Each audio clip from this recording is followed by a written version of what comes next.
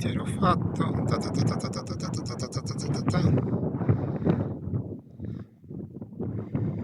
lì sotto e poi dietro. Buongiorno, 26esimo giorno, con un po' di arietta, mi metto basso e super cimetta oggi.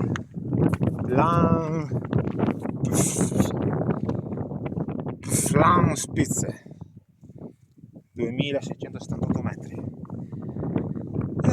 Oggi un po' di ansietta che c'è il temporale alle 5, spero che non carichino, e niente, oggi potenzialmente riuscirei ad arrivare sul Montelmo, ma non ce la faccio con i tempi perché alle 5 devo trovarmi un posto di riparo, perché adesso qua sotto c'è il rifugio. Però se io continuo in questa è tutto facile, adesso dovrei riuscire ad andare veloce, devo trovare c'è una casera un po' più avanti in Trentino, cioè da una trentina, ma in Austria, sì, un Bivacco, spero sia aperto, se no c'è un altro rifugio dove riuscire ad andare. Spettacolo, giornata 26, bella energetica, fatica anche oggi, un po' di scianti, madonna, ho avuto un po' di dubbi se passare in Cresta a fare sta cima o no, ma ne valsa la pena, la strada è stata quella da fare, tutta salita fino a qua.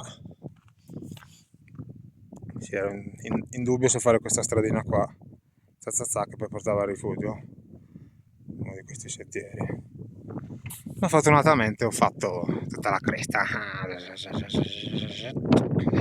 figata. Sono passata al Bivacco Armando Piva in ristrutturazione, c'era solo legno dentro, un bello odorino di legno, sono ancora sano quindi non mi sono intossicato. Bella svegliatina presto alle 7:20 ero in sentiero. Boh, dai che andiamo e via, spettacolo.